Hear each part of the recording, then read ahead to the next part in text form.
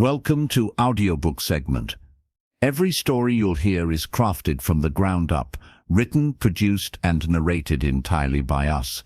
Nothing recycled, nothing repurposed, just original work made for this channel. So grab your headphones, settle in, and enjoy today's audiobook. Have you ever said something in anger that you later regretted? Have you ever reacted so quickly to a situation that you wished you could take your words or actions back? If yes, you are not alone.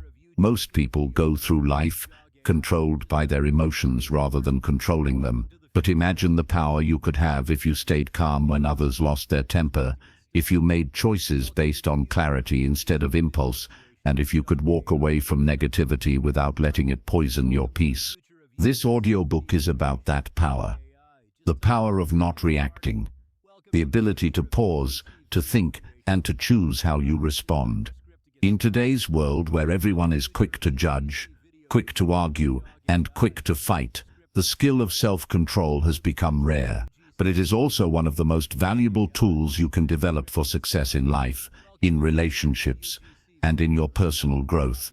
By listening to this audiobook, you will learn how to master your emotions, how to stay calm under pressure, and how to make better decisions that truly reflect the person you want to be. You will hear real-life stories, practical techniques, and proven strategies to help you grow stronger from the inside out. Before we begin, I want you to remember something important. Self-control is not about suppressing your emotions. It is about understanding them, guiding them, and using them wisely. So, if you want to gain control over your emotions, build mental strength, and live a more peaceful life, stay with me through this journey, and don't forget to subscribe, because this is not just another audiobook. It is a guide that can truly transform the way you live and the way you see yourself. Let's begin. Chapter 1. Why reacting less gives you more power. Life is full of moments that test our emotions. Someone cuts in front of you in traffic. A coworker makes a rude comment. A family member says something hurtful. In all these moments, you feel the urge to react immediately. Your body tenses, your heart races, and your mind fills with quick thoughts about what you should say or do. Most people give in to this impulse. They lash out, argue, or defend themselves right away. But what happens after? Often they regret it. They realize their reaction did not solve the problem. In fact, it made things worse. The truth is, reacting quickly almost always gives away your power. When you react without thinking, you hand over control to the other person or to the situation.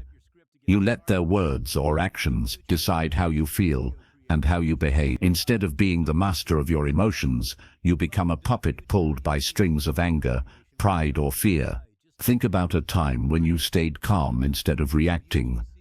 Maybe someone tried to start an argument, but you chose not to respond. Maybe someone insulted you, but you walked away quietly. How did that feel afterward? Most likely you felt stronger, lighter, and in control. You realized that you did not let their negativity change your state of mind. That is the real power of not reacting. Self-control is one of the most respected qualities in any person. History and philosophy are full of examples. Ancient thinkers like the Stoics taught that true strength comes not from conquering others, but from conquering yourself. Leaders throughout time have been admired not only for what they achieved, but also for their calmness in moments of crisis. When you react less, people respect you more. They see you as someone who cannot be easily shaken, someone who has an inner strength that is rare. Why do we react so quickly in the first place? The answer lies in our biology. Human beings are wired for survival. When we sense a threat, whether it is physical danger or just an insult to our ego, our brain triggers a fight or flight response. Our body prepares to defend itself. In the past, when survival meant running from predators, this reaction was useful. But in modern life, most of the threats we face are emotional or social, not physical. That rude comment from a colleague is not a tiger trying to eat you, yet your body reacts as if it were. This is why we must learn to train our minds. The pause between stimulus and response is where our power lies. In that small space, we can choose. Do we lash out, or do we stay calm? Do we let anger control us, or do we breathe and respond wisely? Every time we choose not to react, we strengthen this mental muscle. Over time, it becomes easy. Consider the story of Sarah, a young woman who struggled with quick temper. Every time her brother teased her, she exploded with anger. Their fights grew worse, and she often regretted her words. One day, she decided to try something new. The next time her brother teased her, she took a deep breath and said nothing. She walked away. To her surprise, the fight never happened. Her brother lost interest when she didn't react. Sarah felt a strange sense of freedom. She realized that her silence was not weakness, but strength. From then on, she practiced this skill more and more. Her relationships improved, and she felt calmer in daily life. This is how power works when you stop reacting. People expect a certain response from you. When you do not give it, you change the game. You control the energy in the situation. Instead of feeding conflict, you starve it. Instead of being dragged down into negativity, you rise above it. But not reacting does not mean suppressing emotions. It does not mean pretending that you are not hurt, angry, or frustrated. It means acknowledging your feelings without letting them rule your behavior.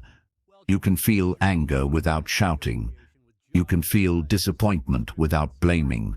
You can feel frustration without slamming doors. This emotional maturity is what separates strong individuals from weak ones. Imagine two people in a heated argument. One person raises his voice, points fingers, and throws insults. The other person stays calm, speaks slowly, and listens more than he talks. Who looks stronger? Most people would say the second person. Even though he speaks less, his calmness shows control. He does not need to prove himself with anger. His presence alone shows power. In our modern world, where social media rewards quick reactions, learning to pause is even more important. Online, people respond instantly to posts, comments, and messages. They get into arguments with strangers. They waste hours defending their opinions. But does this bring peace or growth? Rarely. Most of the time it leaves them drained and bitter. Choosing not to react online is just as powerful as choosing not to react in real life. It protects your peace and your time. Not reacting also helps you make better decisions. When you react out of anger, your judgment is clouded. You say things you don't mean. You make choices you regret. But when you stay calm, you can think clearly. You can see the bigger picture. You can decide whether this situation even deserves your attention. Often you will realize it does not. Think about Michael, a manager at a company. One day, an employee accused him unfairly in front of the team. Michael's first instinct was to defend himself and argue back. But he paused. He listened quietly. Later, when emotions cooled down, he explained his side calmly in a private meeting. His professionalism impressed everyone. His silence in the moment protected his reputation, and his calm explanation afterward solved the problem. If he had reacted with anger, the outcome would have been very different. Learning not to react also saves your energy. Every reaction takes mental and emotional energy. If you react to every small thing, you end up exhausted by the end of the day. But when you let go of unnecessary reactions, you feel lighter and more focused. You save your energy for things that truly matter. This does not mean you should never respond. Sometimes a response is necessary, but the key is to respond, not to react. A response is thoughtful, measured, and based on choice. A reaction is impulsive, automatic, and often destructive. The difference between the two is the pause. That pause is the secret to emotional control. So how can you begin to practice this skill? Start small. The next time someone says something irritating, pause for just 2 seconds before replying. Take a deep breath. In that short time, ask yourself, is this worth my energy? If not, let it go. If yes, respond calmly. Each small practice builds your strength. Remember, every time you do not react, you prove to yourself that you are in control. You remind yourself that your emotions belong to you, not to anyone else. You teach yourself that calmness is not weakness, but ultimate power. Over time, this habit can transform your relationships, your career, and your inner peace. So the next time life tempts you to react quickly, remember this: reacting gives away your power, but pausing and choosing gives it back. The strongest person in the room is not the one who shouts the loudest, but the one who stays calm when everyone else loses control. This is the foundation of emotional mastery, and this is where your journey begins. Chapter 2. Understanding your emotional triggers. Every reaction has a starting point. Before anger rises, before frustration bursts, before sadness takes over, there is a trigger. A trigger is a word, an action, a memory, or even a thought that sets off an emotional response inside you. If you want to control your reactions, you must first learn to understand your triggers, because when you know what pushes your buttons, you can prepare yourself to stay calm instead of losing control. Think of your emotions like fire. A spark is harmless on its own, but when it lands on dry wood, it ignites a flame. In the same way, a trigger is just a spark. What happens next depends on what you do. Do you let it burn into anger and conflict, or do you put it out before it grows? That choice depends on your awareness. Most people are unaware of their triggers. They think their anger or sadness comes out of nowhere, but emotions are never random. They are patterns built from your past, your experiences, your fears, and your beliefs. For example, if as a child you were often criticized, you may feel especially sensitive to criticism as an adult. If you grew up in a noisy home where shouting was common, loud voices might instantly make you defensive. These triggers are shaped by your history. Consider the story of David, a young man who always felt upset when people corrected him. Even small suggestions made him feel attacked. At work, if his manager gave feedback, David reacted with anger. His co-workers thought he was rude, but in truth, David's trigger came from his past. As a child, he was constantly told he was not good enough. That wound followed him into adulthood. When he finally realized this, he was able to separate his past pain from his present. With practice, he learned to accept feedback without reacting. This is why self-reflection is important. Take time to notice what situations cause you to react strongly.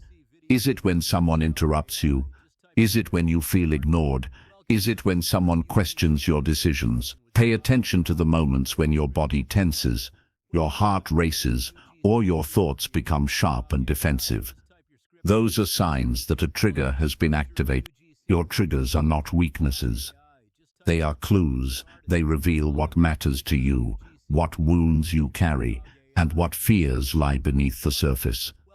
When you understand them, you can manage them. Without understanding, you are controlled by them. Let's take another example. Maria always felt a wave of jealousy when she saw her friends succeed. She reacted by criticizing them or withdrawing from them. At first, she thought she was just competitive. But when she reflected deeply, she realized her trigger was insecurity. She feared she was not good enough. Every time someone else succeeded, it reminded her of her own doubts. Once Maria understood this, she stopped blaming her friends. Instead, she worked on building her own confidence. Her relationships improved, and her jealousy faded. Understanding your triggers also helps you create space between emotion and reaction. Imagine you are driving, and another car cuts you off. Your trigger might be disrespect. You feel disrespected, and your body fills with anger. If you do not notice the trigger, you may shout, honk, or chase the other car. But if you pause and realize, this situation is touching my need for respect, you can calm yourself. You remind yourself that the driver may not even have seen you. By noticing the trigger, you prevent the reaction. Some triggers are obvious, like insults or arguments. Others are hidden, like tone of voice, facial expressions, or even silence. A friend not texting you back may trigger feelings of rejection. A partner being late may trigger feelings of not being valued. The more you pay attention, the more you will see these patterns in yourself. One way to discover your triggers is to journal. Each time you feel a strong reaction, write down what happened, how you felt, and what thought came to your mind first. Over time, you will see patterns. Maybe you react strongly when you feel ignored. Maybe you react when you feel powerless. Once you see the pattern, you can prepare for it. Imagine your triggers like landmines on a field. If you don't know where they are, you will step on them and explode. But if you map them out, you can walk carefully, avoiding them. Awareness gives you freedom. Another way to understand your triggers is through mindfulness. Pay attention to your body. Emotions often show up physically before they show up mentally. Maybe your chest tightens when you feel angry. Maybe your stomach feels heavy when you feel sad. Maybe your hands shake when you feel anxious. These physical signs are your body's way of warning you that a trigger has been activated. If you notice early, you can calm yourself before the reaction takes over. Consider Tom, who always lost his temper in meetings. His trigger was feeling unheard. When colleagues interrupted him, he exploded. With mindfulness, Tom started noticing the tightness in his chest each time he was interrupted. That was his signal. Instead of shouting, he paused, breathed, and reminded himself that he could still make his point calmly. Over time, his reputation changed from being hot-headed to being professional and composed. When you identify your triggers, you can also communicate them to others in a healthy way. For example, instead of reacting with anger when a friend makes a joke that hurts you, you can say, "That joke touches something sensitive for me.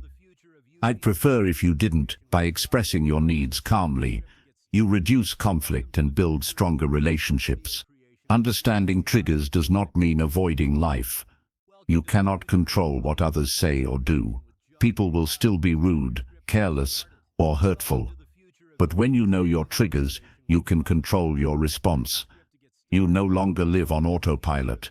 You live with awareness and choice. It is also important to be compassionate with yourself. Do not judge yourself for having triggers. Everyone has them. They are part of being human. The goal is not to eliminate triggers, but to understand and manage them. The more you practice, the more you will notice that triggers lose their power over time. The greatest freedom is being able to face the same situations that once controlled you and respond differently. Imagine going back to a place where you always felt angry, but this time you remain calm. Imagine facing someone who used to upset you, but now their words no longer shake you. That is growth. That is power. So as you move forward, begin to notice.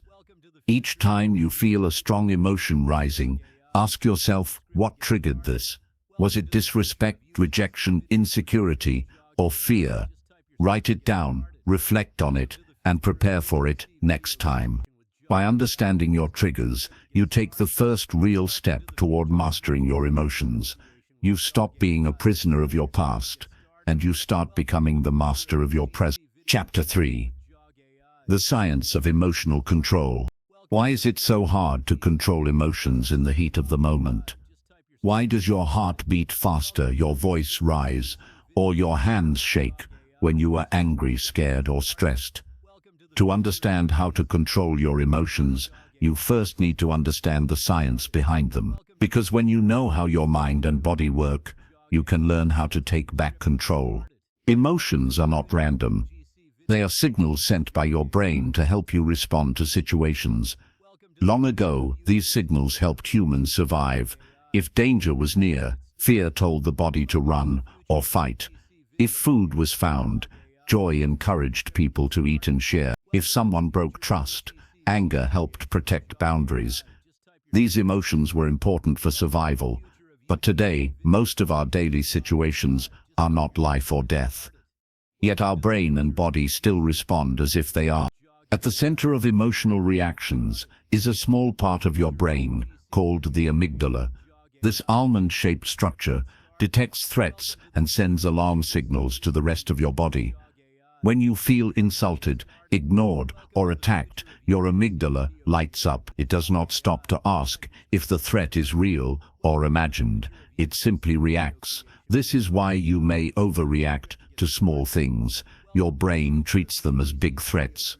On the other hand, there is another part of your brain called the prefrontal cortex. This is the area right behind your forehead. It is responsible for thinking, decision-making, and self-control. When your amygdala screams, "React now," your prefrontal cortex can step in and say, "Wait, let's think first."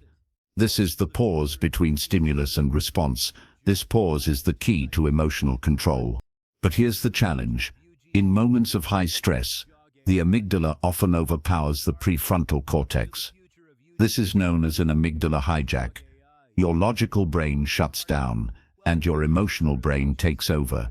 You yell, you argue, you act without thinking. Later, when your prefrontal cortex calms down, you regret it. The good news is that you can train your brain. Just like muscles grow stronger with exercise, your ability to control emotions grows stronger with practice. Each time you pause instead of reacting, you strengthen the connection between your prefrontal cortex and your amygdala. Over time, your brain learns to respond with calmness instead of impulse. Let's take an example. John was a teacher who often lost his temper when students misbehaved. His amygdala saw their behavior as a threat to his authority. He reacted by shouting, which only made the students rebel more. One day, John decided to try a new approach. The next time a student acted out, John paused, breathed, and reminded himself that this was not a threat, but a challenge to handle calmly. Instead of yelling, he spoke firmly but respectfully. To his surprise, the student listened. With practice, John rewired his brain to stay calm in the classroom. His stress dropped, and his students respected him more. Breathing is one of the simplest but most powerful tools to calm the amygdala. When you take slow, deep breaths, your body sends a signal to your brain that you are safe. This lowers your heart rate and relaxes your muscles. In that calm state, your prefrontal cortex can step in and guide your response. Another tool is mindfulness. When you practice paying attention to your thoughts and feelings without judgment, you learn to notice emotions as they rise. Instead of being swept away, you observe them like clouds passing in the sky. This distance gives you power. You realize that emotions are temporary. They do not have to control you. Think about Anna, who suffered from anxiety during meetings. Whenever her boss asked her a question, her amygdala reacted as if she was in danger. Her heart raced, her palms sweated, and her mind went blank. But after learning mindfulness, Anna began to notice these signals without panicking. She told herself, "This is just my body reacting. I am safe." With practice, her fear lessened. She was able to answer calmly and clearly. Exercise and sleep also play a big role in emotional control. When your body is tired or stressed, your amygdala becomes more sensitive. You react more quickly to small things, but when you take care of your body, your brain stays balanced. That is why physical health supports emotional health. There is also a connection between your thoughts and your emotions. The way you interpret events determines how you feel. If someone ignores your message, you might think, "They don't care about me," which triggers sadness or anger.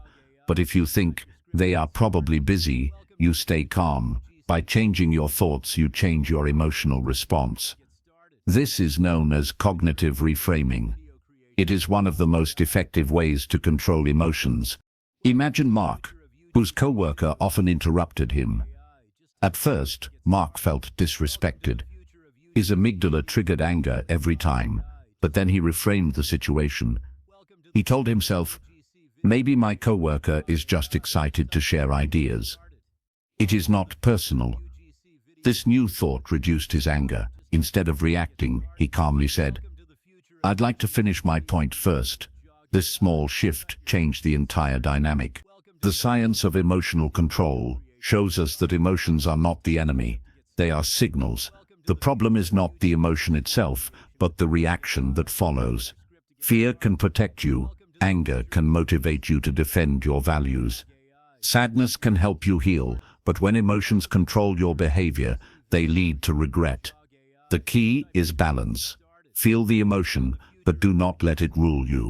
Every time you pause, breathe, and think before reacting, you reshape your brain. You teach your amygdala that not every situation is an emergency. You strengthen your prefrontal cortex to guide you with wisdom. Over weeks and months, this practice transforms your life. You stop being a slave to emotions and become their master. Think about leaders, teachers, or parents you admire. Most likely they are not the ones who explode at small things. They are the ones who stay calm in chaos, who think clearly under pressure, and who respond with wisdom instead of anger. That calm strength is not natural, it is trained, and you can train it too. So, the next time you feel overwhelmed by emotion, remember this: it is just your amygdala doing its job. But you are more than your amygdala. You have a prefrontal cortex, a thinking brain that can guide you. All you need is the pause. In that pause lies your freedom. When you understand the science of emotional control, you no longer see emotions as enemies. You see them as signals to guide you. You learn to respect them without letting them dominate, and most importantly, you discover that self-control is not about suppression, but about harmony between your emotional brain and your logical brain. This balance is what gives you true power. Chapter 4. The hidden cost of overreacting. Have you ever wondered what overreacting really costs you? Most people think that reacting quickly shows strength, that raising your voice or making a sharp move proves you are in control. But in reality, the opposite is true. Every time you overreact, you give away control, and the price you pay is much bigger than you realize. The first cost of overreacting is your peace of mind. When you explode with anger, when you panic in fear, or when you lash out in frustration, your nervous system goes into chaos. Your heart beats too fast, your breath becomes shallow, your muscles tighten, and your mind spins. Even after the moment has passed, your body keeps the stress alive. Hours later, you might still feel tense, restless, or drained. Over time, this constant cycle of overreaction leads to anxiety, sleepless nights, and even health problems. Think of it like carrying a heavy bag everywhere you go.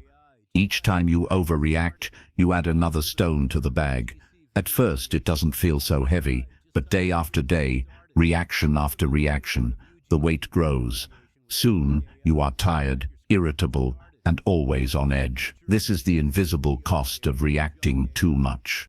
The second cost is in your relationships. When you overreact, you often hurt the people around you.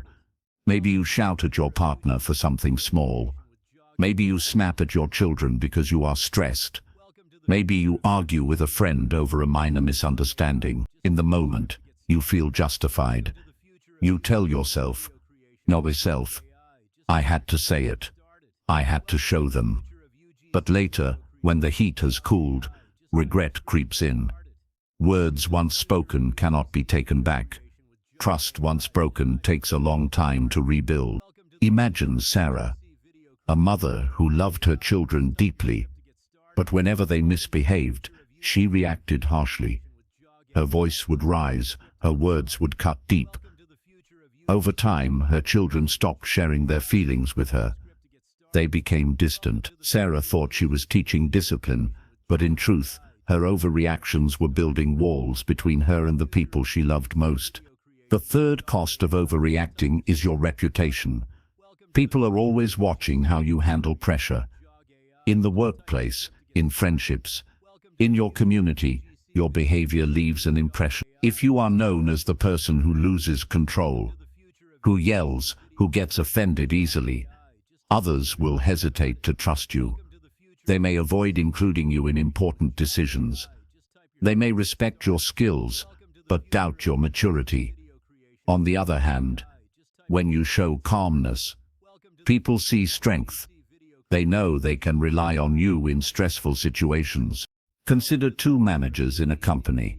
One reacts to every mistake with anger, blaming his team, raising his voice. The other manager handles mistakes by listening first, then guiding his team calmly. Over time, employees leave the first manager because they feel unsafe, but they stay loyal to the second manager, because his calmness creates trust. The difference between the two managers is not knowledge or talent. It is emotional control. The fourth cost is missed opportunities. When you react too quickly, you often make poor decisions. You might quit a job out of anger, only to regret it later. You might end a relationship in frustration, even though it could have been repaired. You might say something in a meeting that closes doors instead of opening them. Reacting blinds you to the bigger picture. It locks you into the emotion of the moment. By the time you calm down, the chance is gone. Michael, a young entrepreneur, learned this the hard way. In a meeting with investors, one of them criticized his idea. Michael felt attacked. His amygdala hijacked his mind. He raised his voice, argued and defended himself with pride. The investors pulled out. Months later, Michael realized that if he had listened calmly, he could have learned valuable feedback and improved his plan. His overreaction cost him not only money but also credibility. The fifth cost of overreacting is personal growth. Every time you react without thinking, you reinforce a habit. Your brain learns, "This is how I respond." The more you repeat it, the stronger the habit becomes. Instead of training your mind to pause and reflect, you train it to explode. You become a prisoner of your reactions. This prevents you from growing into the person you want to be. Think of your mind like a path in a forest. The more you walk one path, the clearer it becomes. If you always choose the path of reaction, that trail becomes wide and automatic. But if you begin to practice calm responses, a new path starts to form. At first it feels hard. The trail is narrow and full of obstacles. But with repetition, the calm path becomes stronger, and the old reaction path grows weaker. Over time, the choice becomes easier. But the first step is always awareness. There is also a financial cost to overreacting. Stress caused by uncontrolled emotions can lead to health problems like high blood pressure, headaches, or even heart disease. Treating these conditions takes money, energy, and time. Overreacting at work might cost you a promotion or even your job. Overreacting in relationships might lead to costly separations. The price is not always seen in dollars, but it is felt deeply in lost opportunities and broken stability. Now ask yourself, how many times in your life have you regretted a reaction? How many times did a few seconds of anger create hours, days, or even years of pain? If you look honestly, you will see that the cost of overreacting is always higher than the benefit. Reacting feels powerful in the moment, but it always leaves a trail of damage. So what is the alternative? The alternative is choosing not to react, choosing to pause, choosing to breathe, choosing to let your prefrontal cortex, the logical part of your brain, take charge. When you don't react, you protect your peace of mind. You protect your relationships. You protect your reputation and your opportunities. Most importantly, you protect your future self from regret. Remember, self-control is not weakness. It is strength. Anyone can shout, slam doors, or storm out. That takes no effort. But to stay calm when insulted, to breathe when challenged, to smile when provoked, that requires true power. That is the kind of power that transforms your life. In the end, the choice is yours. You can continue paying the hidden costs of overreacting, or you can invest in the strength of self-control. Every moment is a chance to choose, and every time you choose calmness over chaos, you step closer to the life you truly want. Chapter 5. The Science of Emotional Control. If you want to master the art of not reacting, you need to understand what is really happening inside your mind and body when emotions rise. Many people think emotions are just feelings that appear from nowhere, but science tells us something different. Emotions are biological signals shaped by evolution, designed to keep us safe. They are powerful, automatic, and fast, and if you don't understand them, they will control you. At the center of this story is a small almond-shaped part of the brain called the amygdala. The amygdala is like an alarm system. Whenever it senses a threat, it reacts instantly. Imagine you are walking in the forest and you hear a sudden noise. Before you even think, your amygdala activates, your heart races, your body tenses, your breath quickens. This response is called the fight or flight reaction. It kept our ancestors alive in dangerous environments. But here is the problem. The amygdala does not know the difference between a real threat and a social one. To your brain, an insult from a colleague or a criticism from a friend can trigger the same alarm as a tiger hiding in the bushes. This is why people overreact. The amygdala hijacks the brain, cutting off the slower, rational thinking part called the prefrontal cortex. In those moments, logic fades. You don't pause to reflect. You shout, you argue, you panic. Later, when your prefrontal cortex takes control again, you wonder, why did I act like that? It is because the amygdala took over. But here is the good news. Just because emotions rise quickly does not mean you are powerless. Neuroscience shows that you can train your brain to respond differently. When you learn to pause before reacting, you give your prefrontal cortex time to catch up. Instead of being a slave to your emotions, you become the master of them. Think of emotions like waves in the ocean. They come suddenly, sometimes strong, sometimes weak. You cannot stop the waves from forming, but you can learn to surf. If you panic and fight the wave, you will drown. But if you stay calm and ride it, the wave passes and you remain in control.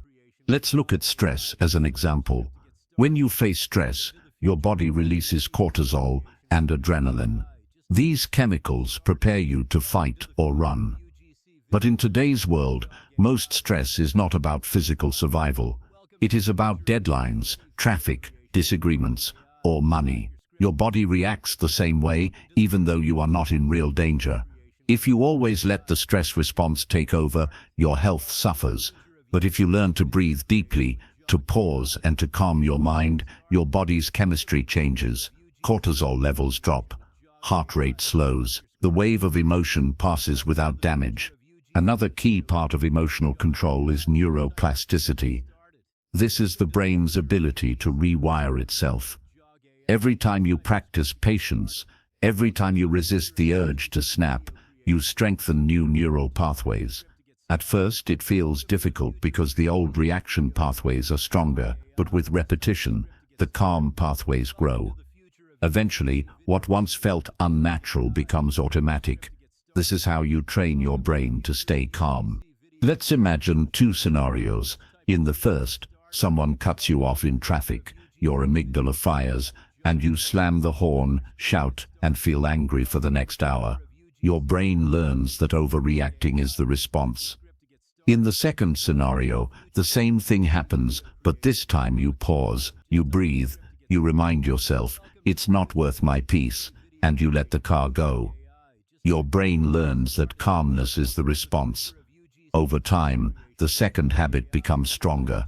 The science of emotional control is not about being born calm. It is about practicing calm until your brain rewires itself. Now, let's talk about hormones. When you react with anger or fear, your body floods with chemicals that make you feel strong but actually weaken you. Adrenaline makes your heart race. Cortisol weakens your immune system. Over time, constant overreaction can lead to high blood pressure, digestive problems, and even depression. On the other hand, when you practice calmness, your body releases oxytocin and serotonin, hormones that make you feel safe, connected, and happy. This is why people who master emotional control live longer, healthier lives. Breathing is another scientific tool. When you are angry or stressed, your breath becomes short and shallow. This tells your brain there is danger, which makes emotions stronger. But if you slow down your breathing, you send a signal to your brain that you are safe. In just a few deep breaths, your body's chemistry shifts. This is why meditation and mindfulness are so powerful. They are not magic. They are biology. They train your body to calm the amygdala and activate the prefrontal cortex. Another important factor is memory. The brain stores emotional memories strongly. If you once reacted with anger in a similar situation, your brain remembers it and pushes you to repeat it. But you can override this pattern with awareness. The next time you feel the old anger rise, you can remind yourself, "This is just my amygdala repeating a habit. I don't have to follow it." By creating new emotional memories, moments when you stayed calm, you begin to rewrite your story. Think of it this way. Your emotions are like a dog. The amygdala is the part that wants to bark and chase every sound. The prefrontal cortex is the owner, holding the leash. If the dog is untrained, it pulls you in every direction. But with training, the dog learns to listen. It still feels excited, but it doesn't drag you. Your emotions will never disappear, but with training, they can obey you instead of ruling you. The science also shows that self-talk matters. When you tell yourself, "I can't control my anger," that's just who I am, your brain believes it. You reinforce the reaction pathway. But when you tell yourself, "I am learning to stay calm, I am stronger than my impulses," your brain begins to adapt. Words shape chemistry. Thoughts shape reaction. Finally, remember that emotional control is not about suppressing feelings. Suppression is dangerous because it traps emotions inside, where they grow stronger. True control means acknowledging the emotion without letting it control your action. When you feel anger, you can notice it, breathe through it, and let it pass without shouting. When you feel fear, you can admit it, analyze it, and move forward without panic. This balance between awareness and action is what gives you power. So, the science of emotional control is clear. Emotions are natural. The amygdala reacts fast, but the prefrontal cortex can guide you. The body responds with hormones, but breathing and mindfulness can shift the chemistry. The brain builds habits, but neuroplasticity lets you rewire them. Every reaction you resist, every pause you practice, every calm response you choose, these are not small victories, they are brain training sessions. They are investments in your future self. The more you understand the science, the more you realize this truth. You are not weak because you feel emotions. You are human, but you are strong when you learn to guide them. And that strength is not just theory, it is biology. It is the design of your brain, waiting for you to use it. Chapter 6. Building the pause between stimulus and response. One of the most powerful skills you can develop is learning to create a pause between a situation and your reaction. That pause is the gateway to control, calmness, and wisdom. Without it, your emotions take the wheel, and your actions may lead to regret.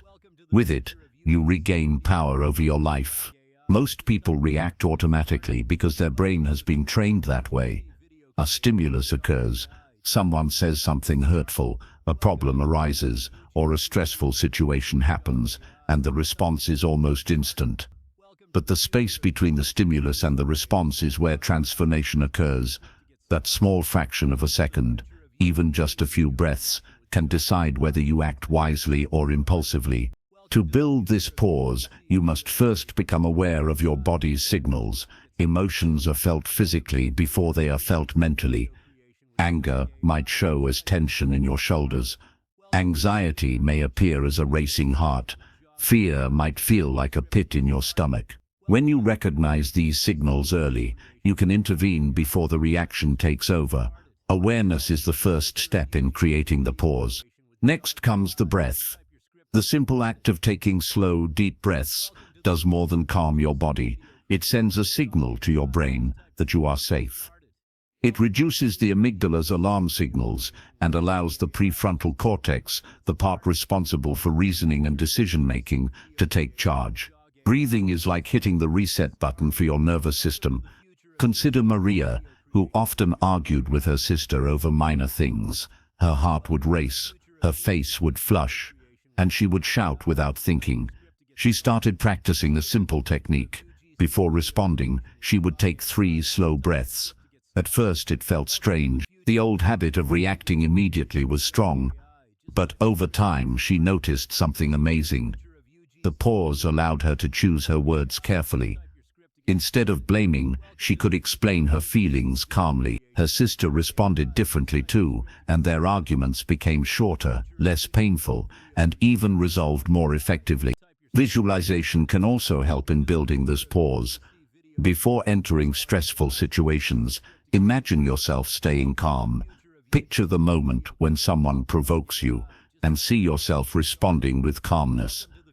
Your brain begins to rehearse the behavior. Over time, the rehearsal becomes automatic, and the pause becomes natural. Another technique is labeling your emotions. When a strong feeling arises, silently name it. This is anger, or this is frustration. Naming the emotion takes power away from it. It moves the emotional response from the amygdala to the prefrontal cortex.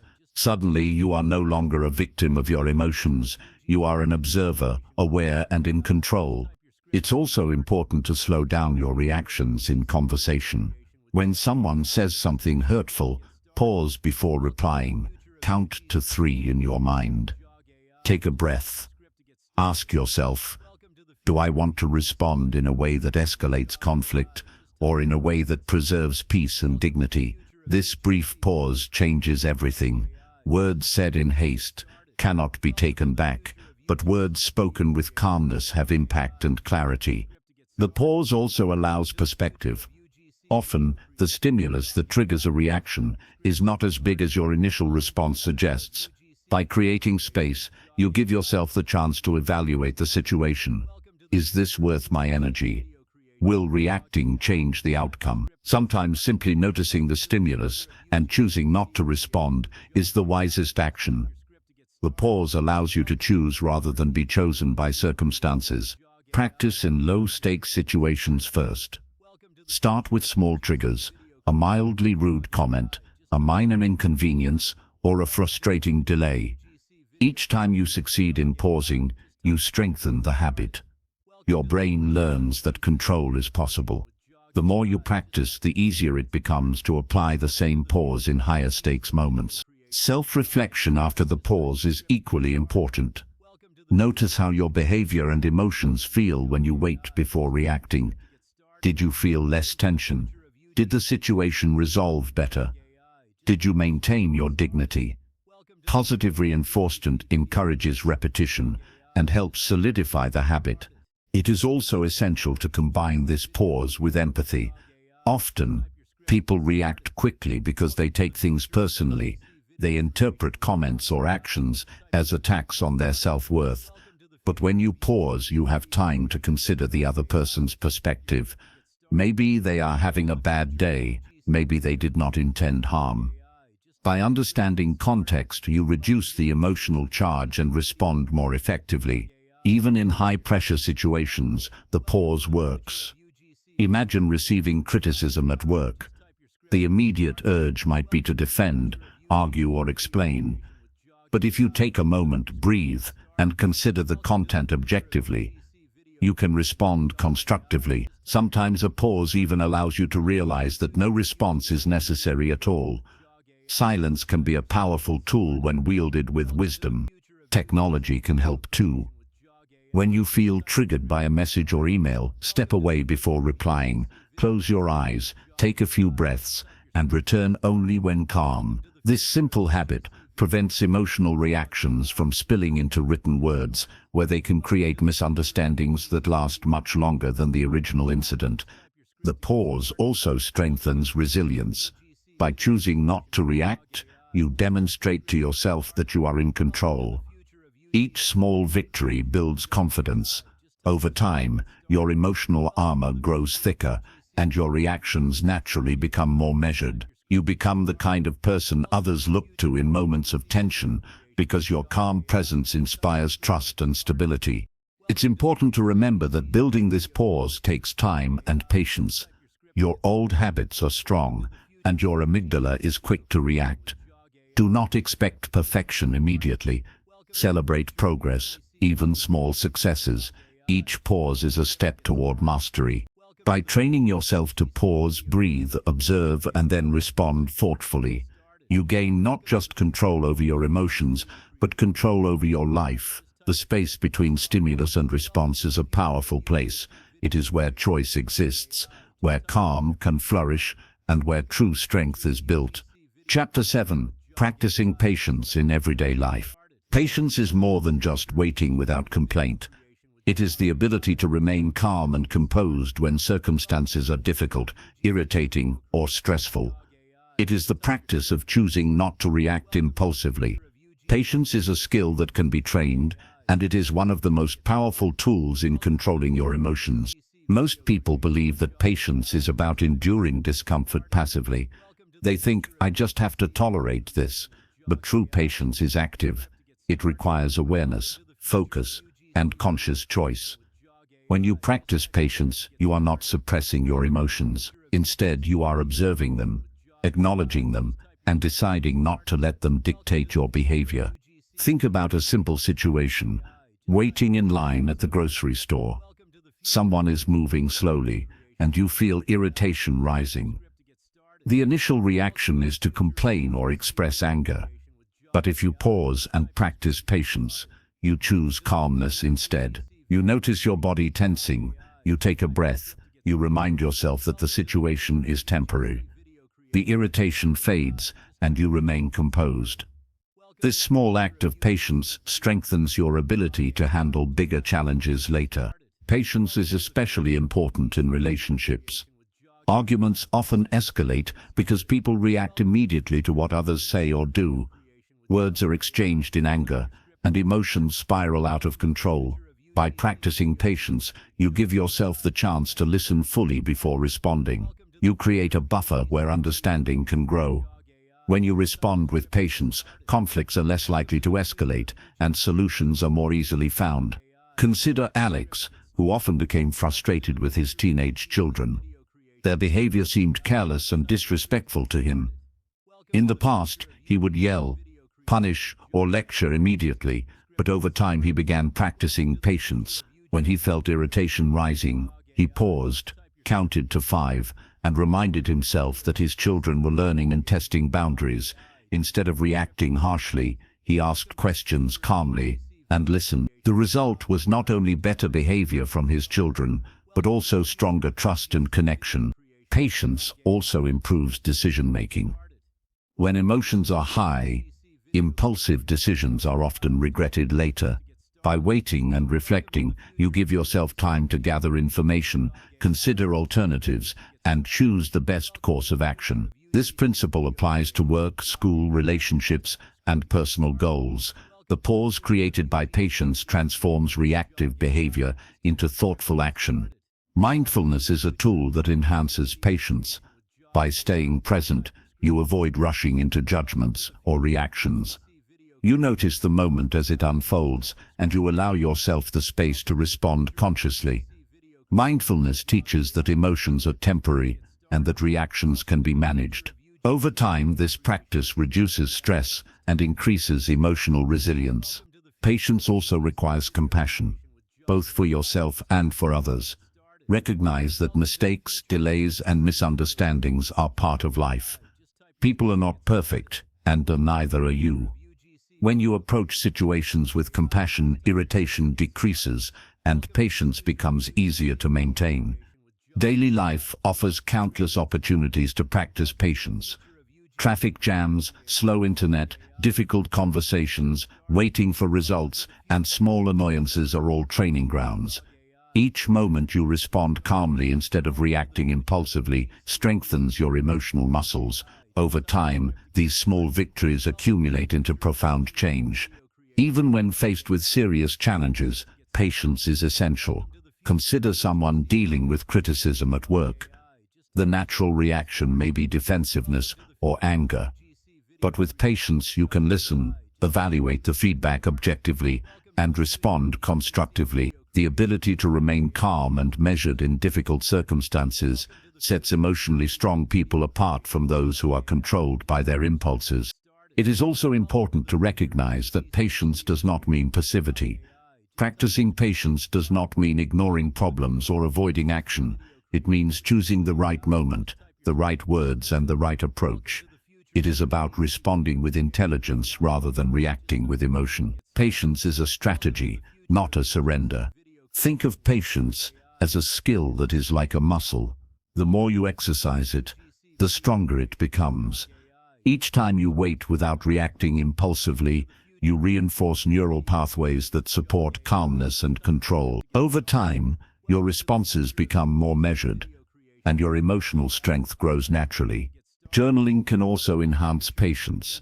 By reflecting on situations where you reacted or remained calm, you notice patterns, you identify triggers, observe progress, and plan for future moments. Journaling turns experiences into learning opportunities, deepening your understanding of your own emotional landscape. Patience is closely connected to perspective. Often what triggers a reaction is small in the grand scheme of life. By stepping back and considering the bigger picture, you realize that many irritations are temporary and insignificant. This perspective makes it easier to wait, to remain calm, and to respond thoughtfully. The practice of patience also teaches self-respect. By not reacting impulsively, you preserve your dignity. You show yourself and others that you are capable of handling challenges without losing control. This self-respect builds confidence, which in turn reinforces emotional stability. Ultimately, patience is a cornerstone of emotional mastery. It allows you to navigate life with clarity, strength, and calmness. It turns potential conflicts into opportunities for growth, and it transforms everyday challenges into training grounds for wisdom. The more you practice patience, the more naturally it becomes a part of your life, shaping your character and your actions. By consistently practicing patience in everyday life, you build the foundation for lasting emotional strength. Every pause, every moment of calm, every conscious choice not to react impulsively strengthens the mind and heart. Patience is not a passive state. It is an active choice to respond wisely, to preserve peace, and to control your destiny. Chapter 8. Turning emotional awareness into strength. Emotional awareness is the foundation of control. If you do not notice what you are feeling, you cannot choose how to respond. Awareness is not just knowing that you are angry or sad. It is understanding the triggers, the physical sensations, the thoughts, and the potential consequences of your emotions. When you become aware, you create the possibility of choice instead of reaction. Many people live on autopilot. They react automatically to situations without noticing why. A coworker's comment makes them defensive. A friend's joke makes them hurt. A traffic jam makes them angry. In each case, the reaction is immediate and unconscious. The consequences, however, can be lasting. Words said in anger cannot be taken back. Trust lost may never return. Opportunities missed cannot be recreated. The first step toward emotional strength is simply noticing. When an emotion arises, pause for a moment. Name it. I feel frustration, or I feel fear. Observe where it manifests in your body. Does your chest tighten? Does your stomach twist? Does your jaw clench? By noticing, you create a separation between yourself and the emotion. You are no longer completely controlled by it. You become the observer. Once you have awareness, you can start examining your triggers. Ask yourself, why do I feel this way? What does this emotion say about me? Often, our strongest reactions point to our deepest values, fears, or past experiences. If criticism triggers anger, perhaps it touches on insecurity or pride. If rejection triggers sadness, it may reveal a need for acceptance. By understanding triggers, you gain insight into your own mind, and insight is power. Consider the story of Ravi. He always felt nervous speaking in public. Even when prepared, he would imagine judgment from the audience, and his palms would sweat, heart race, and voice tremble. Instead of reacting with panic, Ravi began to observe his emotions. He noticed the familiar signs in his body and acknowledged them. Then he reminded himself, "This is nervousness, it is not a threat. I can speak clearly despite it." Over time, Ravi's awareness allowed him to manage fear, speak confidently, and even enjoy the experience. Emotional awareness also allows for more intentional reactions. When you understand the full context of your feelings, you can choose actions that are constructive rather than destructive. Instead of responding to anger with anger, you might respond with a calm question. Instead of reacting to hurt with blame, you might express your needs clearly. Awareness gives you the space to act thoughtfully. Journaling is a powerful tool for developing awareness. Write down situations that provoke strong emotions. Note the triggers, your physical reactions, the thoughts that arise, and the actions you took. Over time, patterns emerge. You will see which situations consistently provoke reactions and which strategies help you remain calm. Journaling turns daily experiences into lessons for growth. Mindfulness meditation also strengthens emotional awareness. When you practice mindfulness, you train your mind to observe thoughts and emotions without judgment. You notice how emotions appear, change, and fade. This practice builds the mental muscle needed to pause and respond wisely in real-life situations. Another aspect of emotional awareness is recognizing the ripple effect of your emotions. Your reactions influence others. Anger can escalate conflicts. Calmness can de-escalate them. Fear can create doubt, while confidence inspires. By becoming aware of your emotions, you also become aware of their impact, and this awareness allows you to take responsibility for the way you affect the world. Awareness also improves decision-making. Decisions made in the heat of emotion are often flawed. Emotional impulses can cloud judgment and lead to regret. By noticing your emotional state, you can decide whether to act immediately, wait, or seek more information. This small step of reflection dramatically improves outcomes in personal and professional life. Consider Maria, who felt resentment toward a colleague who received praise for work she felt she deserved. Initially, she wanted to confront him angrily, but she paused and examined her feelings. She realized her emotions stemmed from insecurity and comparison, not fairness. By acknowledging her emotion and reframing her perspective, she responded calmly, congratulated her colleague, and focused on improving her own work. Her relationships improved, and she felt empowered rather than resentful. Physical awareness also matters. Emotions show up in the body first.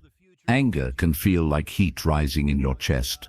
Anxiety may show as tension in your shoulders.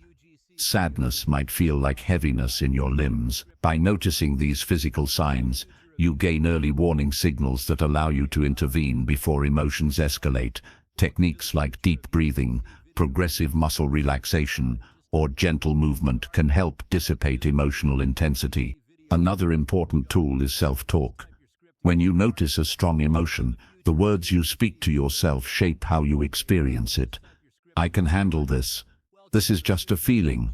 Or I am in control send signals to your brain that help calm the body and mind. Positive self-talk reinforces emotional strength and reduces the likelihood of impulsive reactions. Emotional awareness also helps build empathy. When you understand your own emotions, you are better equipped to understand others. You begin to see that people act out of fear, frustration, or pain, not just malice. This understanding allows you to respond with compassion rather than defensiveness, improving relationships and reducing conflict. Over time, emotional awareness becomes second nature. You start noticing emotions as they arise, pausing before reacting, and choosing actions deliberately. You become less reactive and more proactive. You navigate challenges with calmness and clarity. You gain confidence in yourself because you know you can handle whatever life throws your way. Ultimately, the strength that comes from emotional awareness is freedom. Freedom from impulsive reactions, freedom from regret, and freedom to live according to your values. The more aware you are, the more you control your mind instead of being controlled by it. Every moment of awareness is a step toward mastery. Chapter 9. Strengthening emotional resilience. Emotional resilience is the ability to stay calm, focused, and balanced when life gets challenging. It is the inner strength that allows you to face setbacks, conflicts, and stress without losing control. Developing emotional resilience does not mean you will never feel anger, fear, or sadness. It means that when you do feel these emotions, they do not control your behavior. You recover quickly and respond wisely. Most people struggle because they confuse resilience with toughness. They think being strong means never feeling upset or frustrated. But true resilience is not about denying emotions. It is about acknowledging them, understanding them, and then acting in a way that aligns with your goals and values. Emotional resilience is a skill, and like any skill, it can be practiced and strengthened. The first step in building resilience is accepting that life will always have challenges. Everyone experiences disappointments, criticism, mistakes, and unexpected problems. Trying to avoid discomfort only increases stress and emotional reactivity. When you accept that challenges are inevitable, you prepare your mind to handle them. Acceptance does not mean passivity. It means recognizing reality clearly so you can respond effectively. Self-awareness plays a critical role in resilience. When you understand your emotional patterns, you can anticipate reactions before they spiral out of control. For example, if you notice that you become irritable when hungry or tired, you can take preventive action. Perhaps you eat a healthy snack or rest before facing a stressful task. By understanding yourself, you reduce the likelihood of being hijacked by emotions. Breathing and mindfulness techniques are powerful tools for resilience. Slow, deep breaths calm your nervous system. Mindfulness helps you observe your emotions without judgment. Together, they give your prefrontal cortex the time and clarity to guide your response. This combination reduces impulsivity and allows you to act with wisdom instead of reacting automatically. Resilient people also practice perspective. They understand that not every problem is as large as it first appears. By stepping back and looking at the bigger picture, they reduce emotional intensity. For example, missing a promotion may feel devastating in the moment. But with perspective, you can see it as an opportunity to grow, improve, and try again. Perspective transforms challenges into learning experiences rather than crises. Another key component is emotional rehearsal. This means imagining potential stressful situations and practicing calm responses in your mind. Athletes do this before competitions. Leaders do this before high-pressure meetings. By mentally rehearsing how to respond, your brain becomes familiar with calm, intentional reactions. When the real situation arises, you are prepared. Social support is also essential for resilience. Surrounding yourself with people who encourage, listen, and provide constructive feedback strengthens your emotional foundation.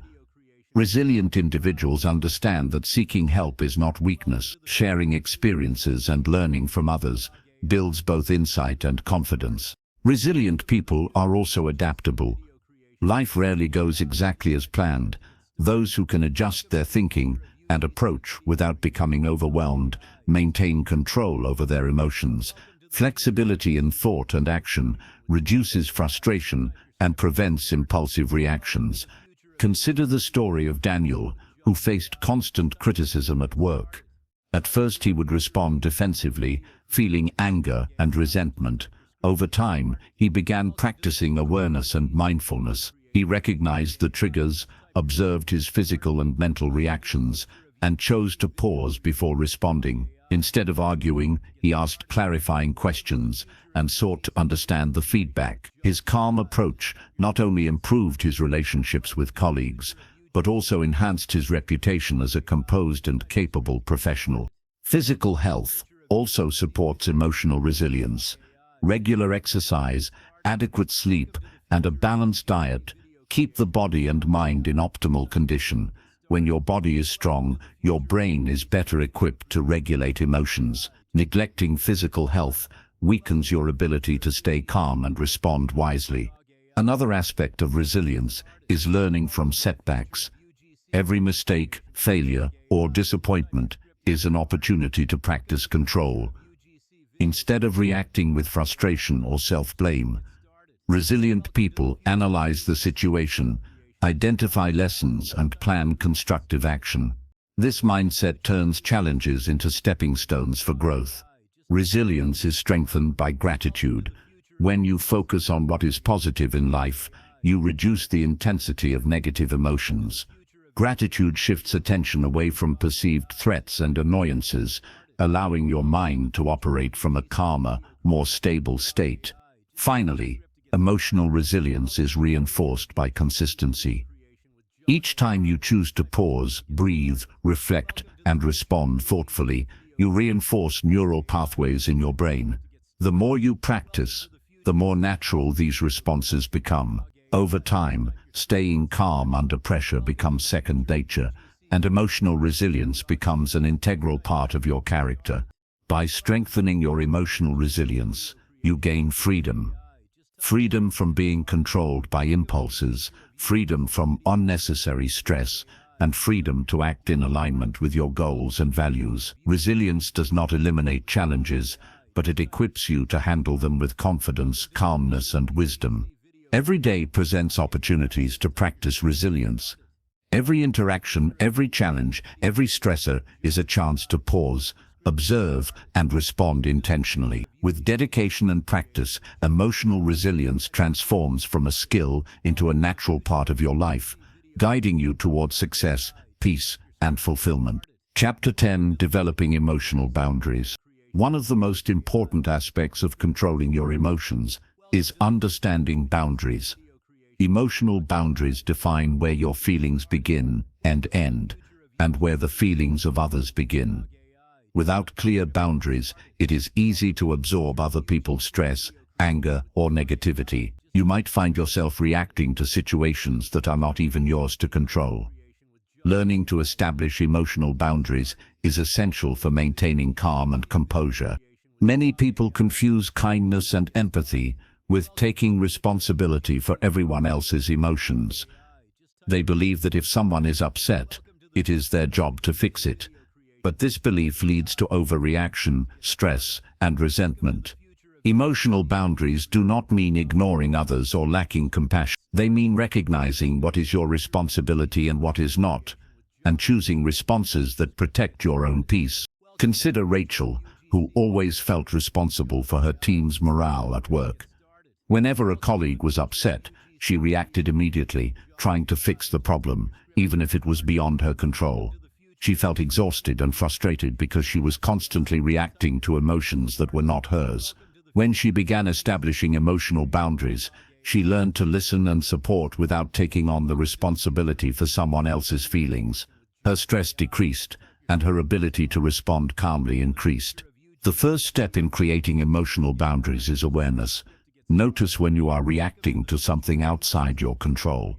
Ask yourself, is this truly my responsibility? Am I reacting to someone else's emotions? Awareness allows you to distinguish between what belongs to you and what does not. This distinction creates space for calm responses instead of reactive ones. Setting boundaries also involves communication. You can express your needs clearly and respectfully without being reactive. For example, if a friend constantly criticizes you, you might say, "I hear what you are saying, but I need to focus on my own growth right now." This statement does not attack the other person. It simply communicates your limits. Boundaries protect your peace without harming relationships. Another key component is self-reflection. When you notice patterns of overreaction, ask why certain situations trigger you. Often, strong reactions indicate personal insecurities or unresolved issues. By reflecting on these triggers, you gain insight into yourself and can establish stronger boundaries.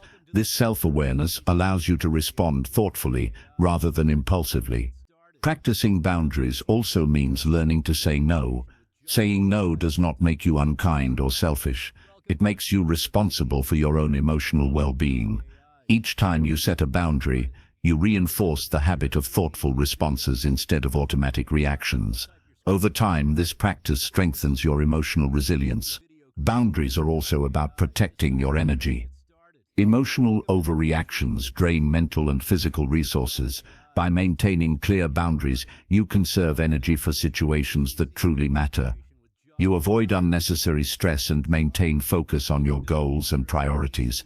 Consider the story of James, who often felt drained after family gatherings. Relatives would bring up topics that irritated him, and he would react defensively.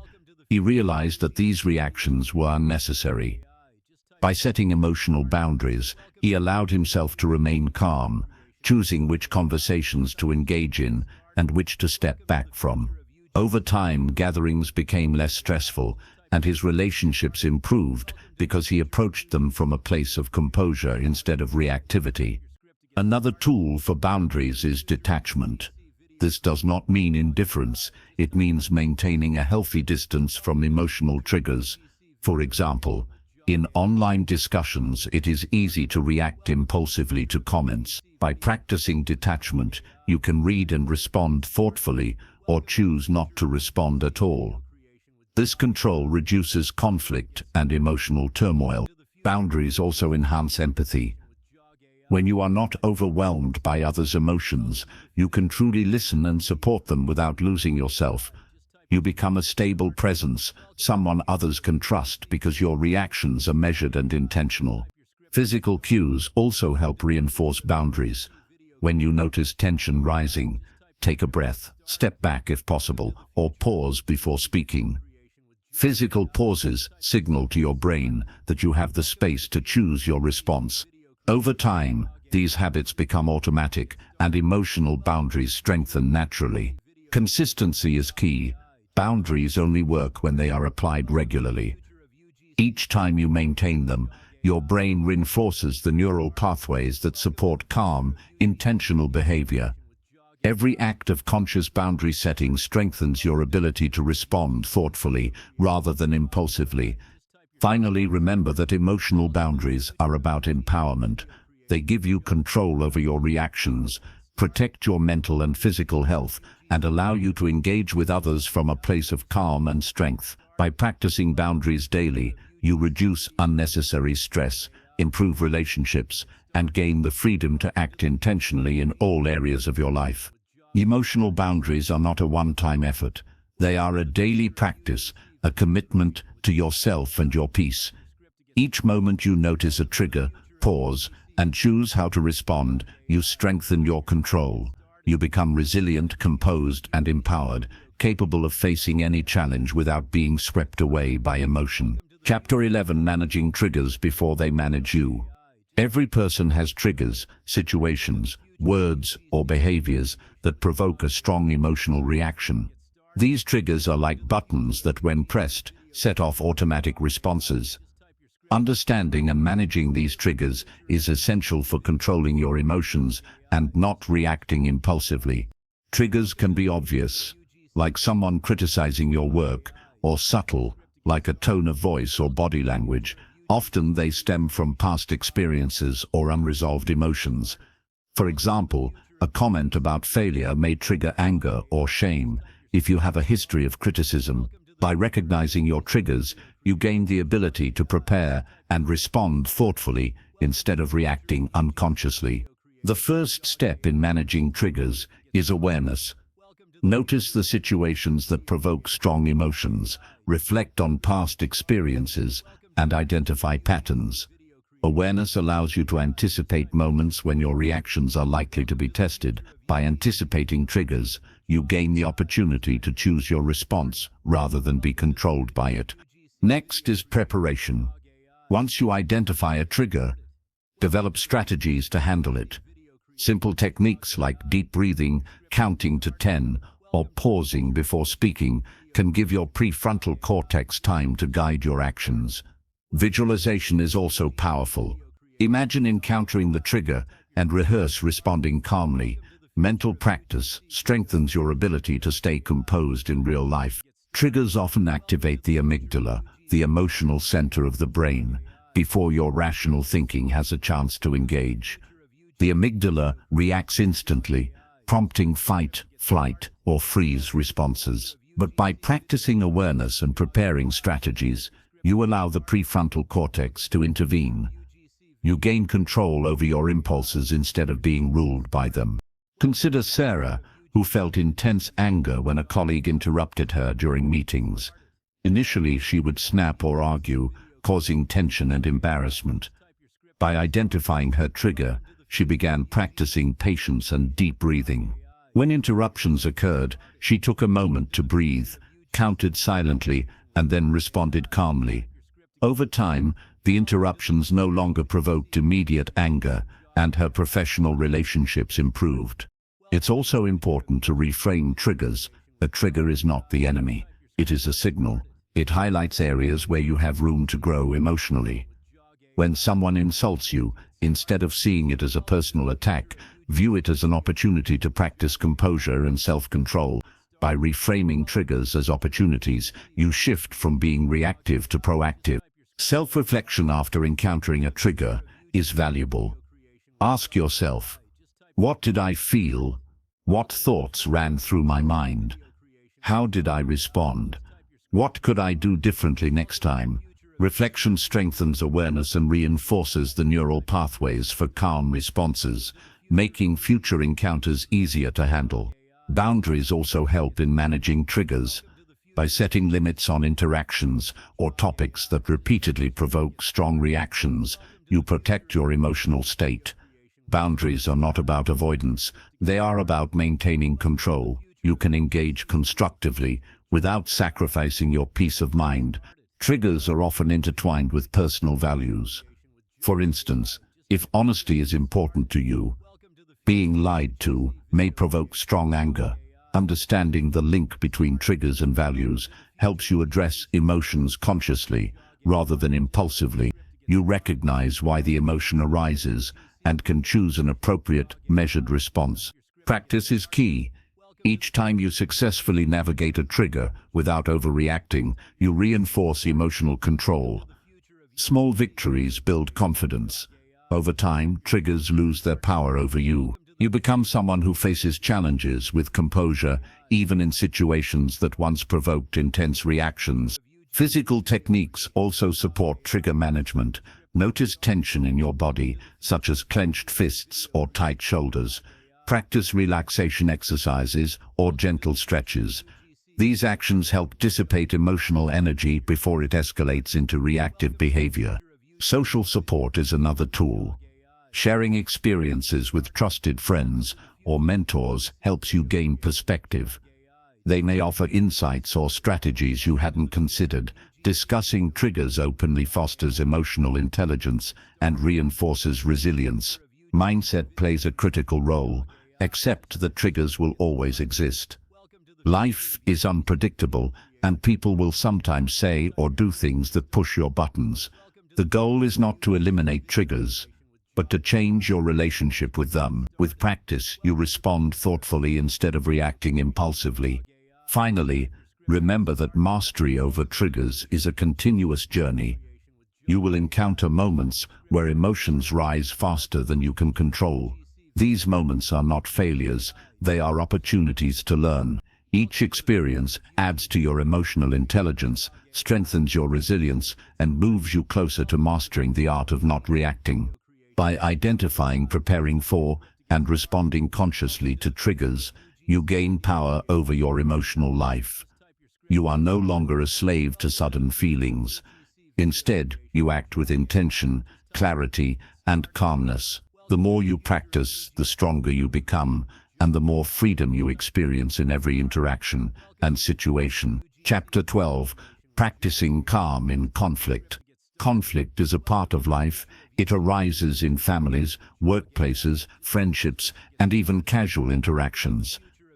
How you handle conflict often determines your relationships, your peace of mind, and your ability to achieve goals. Choosing not to react impulsively during conflict is one of the most powerful ways to control your emotions.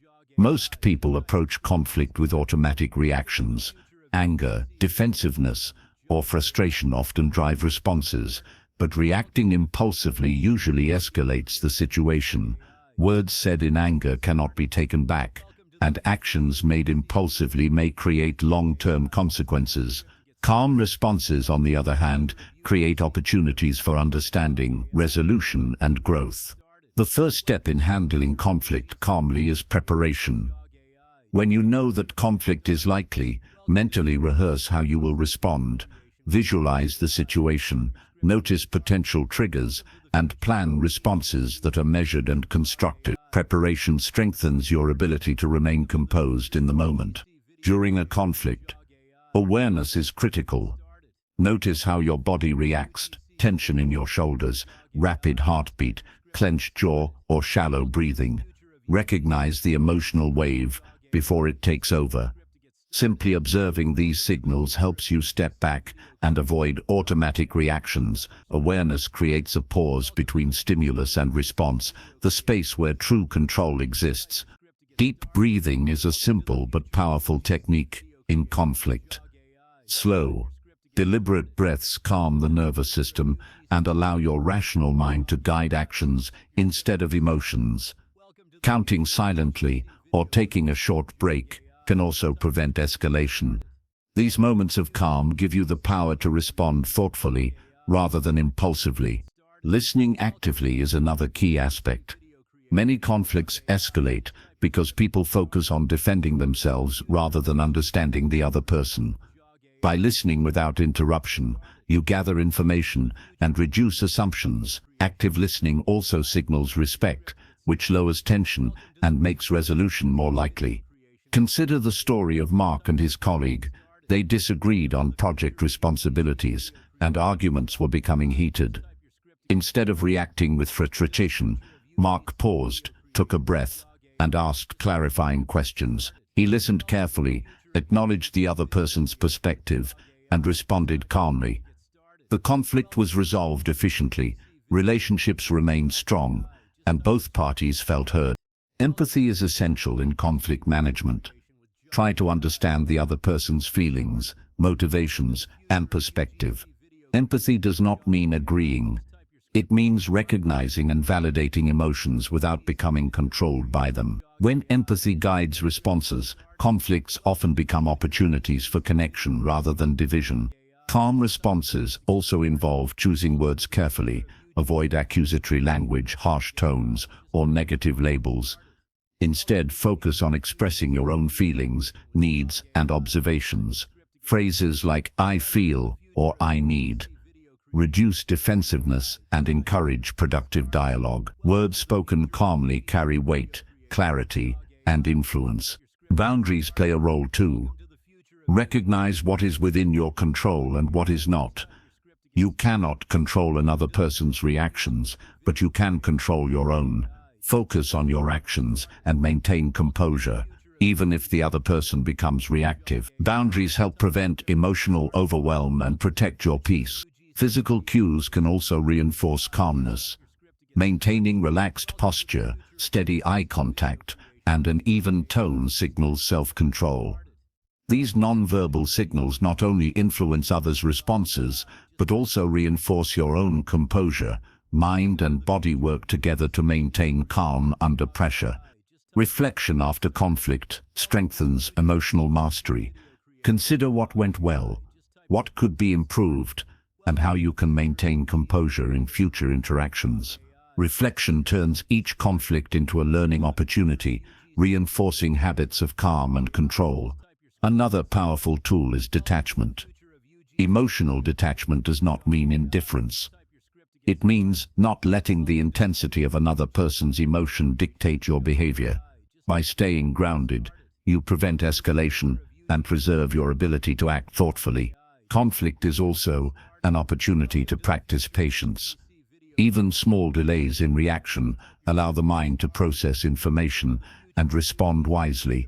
Patience prevents immediate defensiveness and creates space for solutions rather than arguments. Self-talk supports calm during conflict. Remind yourself, I can stay composed, I choose my words carefully, or I control my response. These internal reminders reinforce the pause and reduce the likelihood of impulsive reactions. Consistent practice is the key to mastering calm in conflict. Each time you face tension and respond intentionally, you strengthen the neural pathways that support composure. Over time, calm responses become automatic, even in stressful situations. Ultimately, practicing calm in conflict transforms challenges into opportunities. You protect your emotional well-being, maintain relationships, and increase your ability to influence outcomes positively. Calm responses empower you to navigate life with strength, dignity, and confidence. By consistently practicing awareness, breathing, listening, empathy, boundaries, and reflection, you cultivate mastery over conflict. Emotional reactions no longer control you. You control them. Each conflict becomes not a battlefield, but a space for growth, understanding, and measured action. Chapter 13. Cultivating emotional discipline. Emotional discipline is the ability to govern your reactions, even when your feelings are strong. It is the practice of self-control over your mind and body so that you respond intentionally rather than react impulsively. Discipline is not about denying emotions. It is about mastering them so they do not control your actions. Most people allow emotions to dictate behavior. Anger leads to arguments. Fear prevents action. Impatience results in rushed decisions. Emotional discipline flips this pattern. It allows you to notice emotions, process them, and then act in a way that aligns with your goals and values. Discipline transforms raw emotion into constructive action. The first step in building emotional discipline is awareness. You must recognize when emotions arise and identify how they manifest in your body and thoughts. Notice tension, rapid heartbeat, or tightness in muscles. Pay attention to mental patterns such as catastrophizing or blaming. Awareness is the foundation for control. Once you are aware, practice delaying reactions. Take a breath, pause, or step away for a moment. This pause is crucial. It prevents impulsive behavior and gives your rational mind time to guide your actions. Even a few seconds can change the outcome dramatically. Consider Emily, who struggled with anger when her teammates did not meet deadlines. Previously, she would shout or criticize immediately. With emotional discipline, she began noticing her rising frustration and pausing before responding. She took a few deep breaths, considered the situation calmly, and then addressed the issue constructively. Her team responded positively, and conflicts became less frequent. Another key element is reframing. Instead of seeing a frustrating situation as a threat, view it as a challenge or opportunity. Reframing reduces emotional intensity and allows for more thoughtful responses. For example, if a project at work faces setbacks, a disciplined mind sees it as a chance to innovate rather than a reason to panic. Self-talk is a powerful tool for discipline. Phrases like "I control my response, I choose calm," or "this feeling will pass" reinforce the pause between emotion and action. Repeated positive self-talk strengthens neural pathways, making discipline more natural over time. Physical practices support emotional discipline. Regular exercise, yoga, or breathing exercises stabilize your nervous system and reduce the likelihood of impulsive reactions. When your body is regulated, your mind follows. Emotional discipline is both mental and physical. Journaling can reinforce this practice. Write about situations that challenge your emotions. Note how you reacted, what worked, and what could improve. Reflection strengthens self-awareness, which is essential for long-term emotional control. Discipline also involves setting personal rules. For instance, committing to respond calmly rather than reacting during disagreements, or setting limits on exposure to negative influences.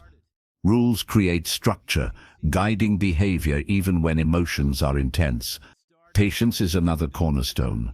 Emotions often demand immediate action. Discipline allows you to wait, observe, and respond wisely. Patience combined with awareness ensures that your behavior aligns with long-term goals rather than short-term impulses. Consider the example of Carlos, who faced criticism from his manager. Initially, he felt defensive and anxious. By practicing emotional discipline, he acknowledged the emotion without letting it control him. He took a pause, reflected on the feedback, and responded with questions and clarification rather than defensiveness. The result was a constructive conversation that improved his performance and relationship with his manager. Empathy enhances emotional discipline. Understanding the emotions and motivations of others allows you to respond thoughtfully. When you recognize that someone's actions are not personal attacks, you maintain composure and avoid unnecessary conflict. Discipline is not rigid, it is responsive, guided by understanding and purpose. Consistency is critical. Emotional discipline develops gradually.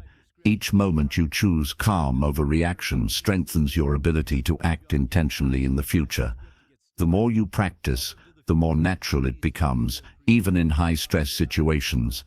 Emotional discipline also builds confidence. When you know you can handle intense feelings without losing control, your sense of self grows. You approach life with calm assurance, ready to navigate challenges without being overwhelmed.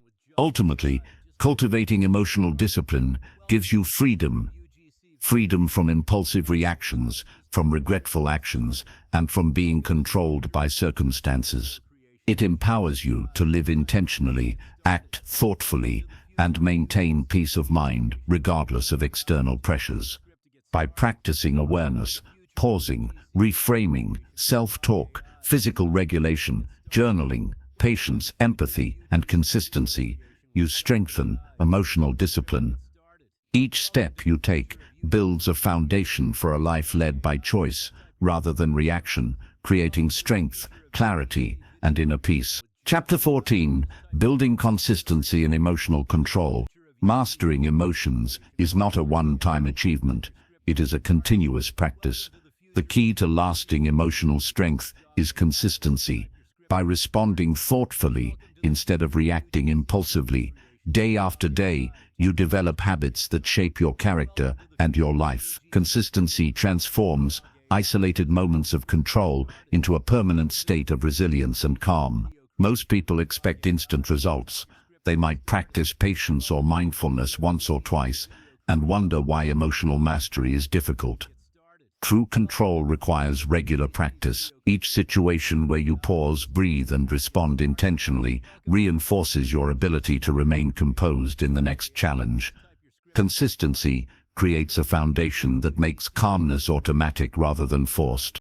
Daily life provides countless opportunities for practice. Morning traffic, workplace stress, challenging conversations, unexpected delays, and minor annoyances are all chances to exercise control.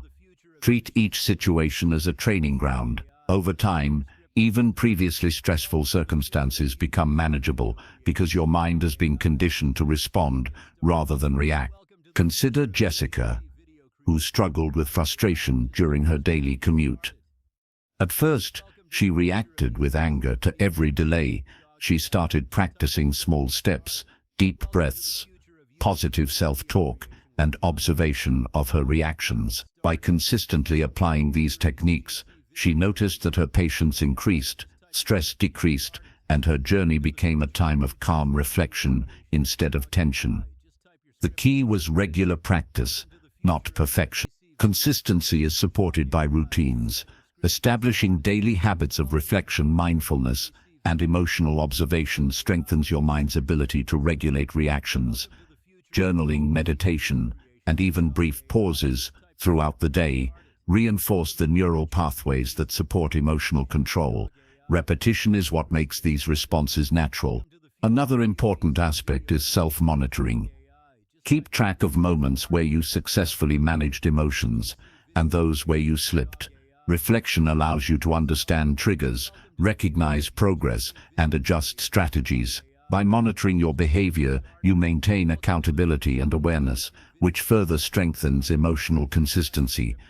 Even setbacks are part of the process. You will encounter moments when emotions surge and you react impulsively.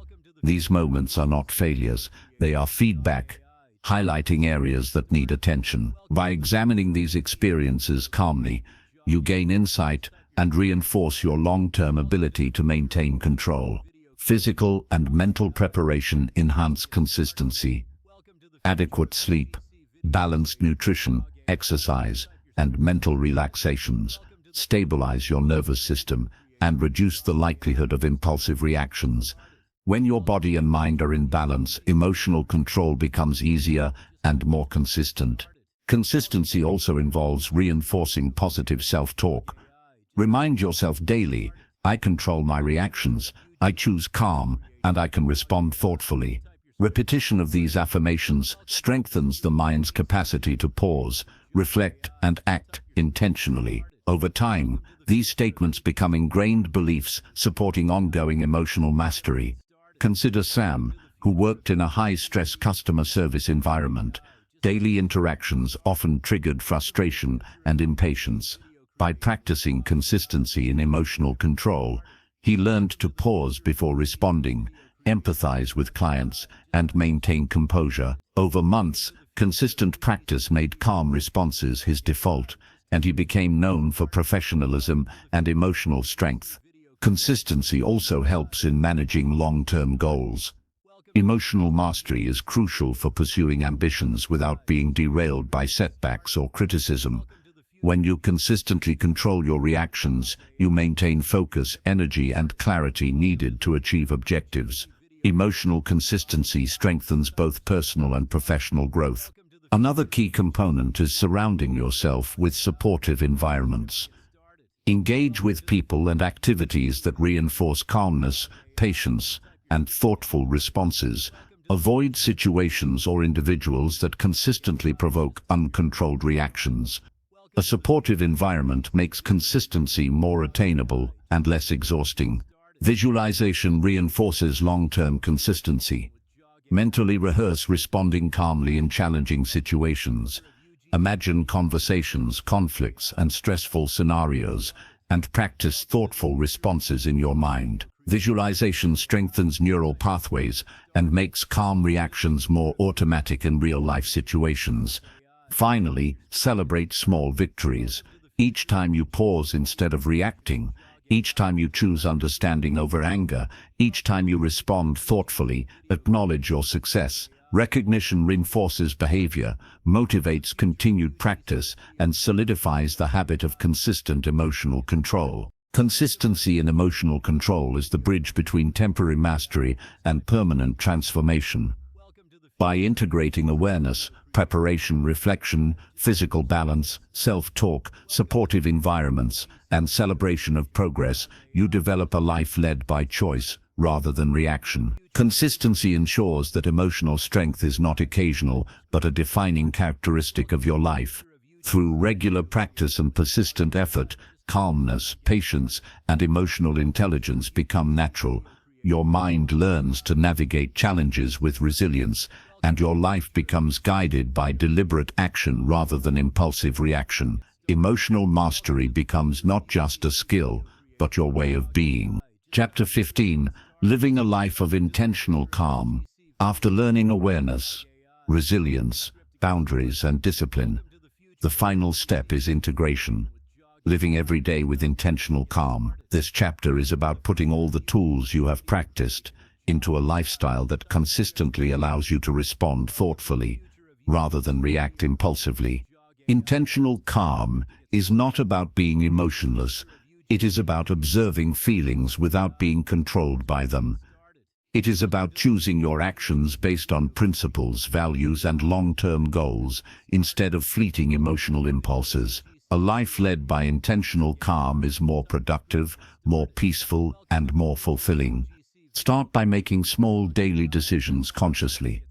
Every moment presents an opportunity, choosing patience when someone interrupts you, listening instead of defending, taking a pause before responding to frustrating news. These small acts accumulate over time, creating a pattern of thoughtful behavior. Reflection is essential. Take a few minutes each day to consider your emotional responses. Ask yourself, did I react or respond? Where did I act with composure? Where could I improve? Journaling these observations strengthens your emotional intelligence and reinforces intentional behavior. Consider Alex, who had a habit of reacting angrily to minor inconveniences. By practicing intentional calm daily, he learned to pause, breathe, and evaluate the situation. Traffic jams, critical comments, and workplace delays no longer caused unnecessary stress. Alex found himself more focused, happier, and respected by others for his composure. Mindfulness and meditation play a critical role in living intentionally. These practices train your mind to observe thoughts and emotions without judgment. They increase self-awareness and help you respond with clarity, even in high-pressure situations. Regular practice makes intentional calm a natural part of daily life. Consistency is key. Emotional mastery is not a one-time effort, but a continuous journey. Each calm response reinforces your neural pathways, making thoughtful reactions easier over time. The more consistent you are, the more automatic intentional calm becomes. Boundaries continue to be essential. Protect your mental and emotional space. Limit exposure to unnecessary negativity or toxic environments. By controlling what you allow into your mind, you strengthen your ability to remain composed and deliberate. Boundaries are not walls, they are shields that allow you to navigate life intentionally. Empathy and understanding enhance intentional calm. Recognizing that everyone acts from their experiences, emotions, and fears allows you to respond with compassion rather than reaction. By seeing others' perspectives, you reduce conflict and maintain control over your own emotional state. Intentional calm also improves decision-making. Decisions made under emotional control are thoughtful, rational, and aligned with long-term goals. Impulsive decisions often lead to regret, while intentional choices bring clarity, progress, and stability. Emotional mastery directly contributes to success in every area of life. Self-talk and visualization remain powerful tools. Remind yourself regularly that you have control, that you can pause, that your responses define your character. Visualize handling difficult situations calmly. The mind cannot distinguish between vivid imagination and real experiences. Practice strengthens real-life control. Living with intentional calm transforms relationships. When you respond thoughtfully instead of reacting impulsively, trust grows, conflicts decrease, and interactions become constructive. Others feel safe and respected around you, which strengthens both personal and professional bonds. Physical practices also support this lifestyle. Adequate sleep, exercise, and proper nutrition stabilize your body and mind. A well-maintained body reduces stress, improves focus, and allows you to manage emotions more effectively. Emotional mastery is both mental and physical. Finally, celebrate the journey. Emotional control and intentional calm are lifelong pursuits. Acknowledge progress, even small victories. Recognize that each pause, each thoughtful response, each act of composure is a step toward a stronger, wiser self. The path is ongoing, but every day offers opportunities to practice and grow. By integrating awareness, resilience, boundaries, discipline, reflection, empathy, mindfulness, consistency, and physical well-being, you create a life led by choice rather than reaction. Intentional calm becomes a habit, a mindset, and a lifestyle. Living intentionally does not remove challenges, but it gives you the tools to face them with clarity and strength. Each moment becomes an opportunity to act from a place of control rather than impulse. Life becomes more predictable, more manageable, and more fulfilling because you are no longer a prisoner of your emotions. This is the ultimate goal: to live freely, thoughtfully, and intentionally. To navigate the world with strength, patience, and calm, no matter what life presents. Emotional mastery is not a destination. It is a lifelong practice, and each moment of intentional calm is a victory that shapes the person you are becoming.